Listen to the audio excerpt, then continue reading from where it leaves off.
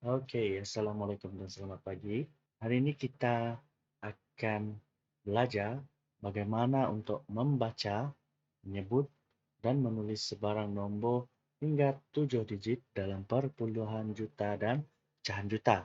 Pertama sekali kita akan lihat nombor perpuluhan juta. Oke, sebelum itu mari kita lihat pada gambar di sini.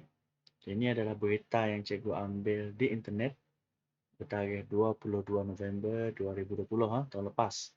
Okey, COVID-19 58 juta kes seluruh dunia. 1.38 juta kematian. Okey, daripada berita ini dia ada menggunakan nombor perpuluhan juta iaitu di sini. 1.38 1.38 juta itu merupakan nombor perpuluhan juta. Yang ini kita panggil sebagai nombor perpuluhan juta. Dia ada perpuluhan dan perkataan juta. Jadi, cara nak membaca nombor tersebut adalah 1 perpuluhan 38 juta. Okay, perkataan juta ini mesti ditulis. Okay? Dia mesti ditulis semula. Dan 38 ni dia tak boleh dibaca sebagai 38. Tak boleh. Selepas titik perpuluhan, setiap nombor tu mesti disebut satu persatu. Okay, kita tengok contoh seterusnya. Nah, nombor ini dibaca dengan sifar perpuluhan 25 juta. Okey, bagaimana nak menulis? Itu dia, sifar perpuluhan 25 juta. Okey, nombor seterusnya, sifar perpuluhan 5 juta.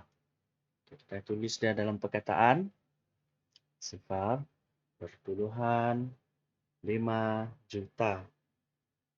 Contoh yang seterusnya, nombor ni pula dibaca sebagai, cikgu bagi masa 5 saat. Murid-murid cuba sendiri. Okay, nombor ni dibaca sebagai sifar perpuluhan 75 juta. Okay, contoh yang terakhir. Contoh yang terakhir untuk nombor perpuluhan juta. Ni. Dia kaedah yang sama. Okay. Sama juga. Sebut satu persatu 2. Perpuluhan 255 juta. Okay, ditulis sebagai 2.255 juta. Okay, itu untuk perpuluhan juta. Seterusnya kita akan lihat nombor pecahan juta. Kita lihat contoh yang pertama. Bagaimana nak menulis ataupun membaca nombor ini. Pertama sekali kita baca macam pecahan yang biasa. 1. Ini simbol ni adalah per.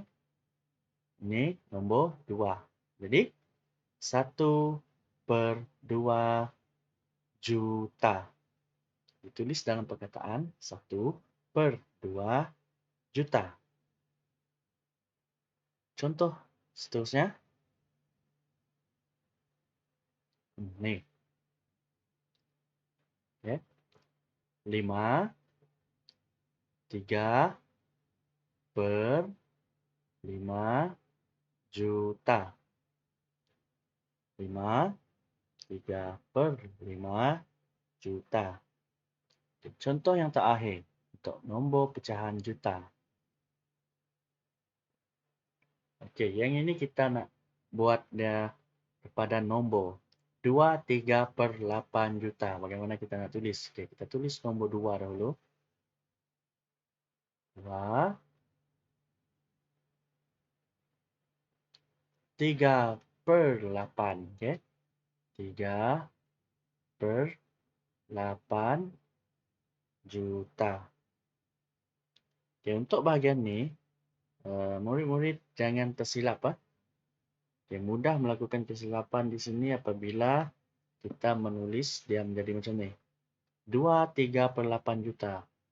2/3/8 juta. Nah, yang ini salah. Apabila kita tulis macam ni, cara menyebutnya adalah 23/8 juta. Jadi ini salah. Okey? Ataupun macam ni. 2/3/8 juta. Nah, yang ini pun kurang tepat. Okey? Sebaiknya 2 ini kita tulis besarlah. Okey, kita tulis besar sedikit daripada nombor pecahan tu. Okey, cikgu buat dia sebetul-betulnya macam ni.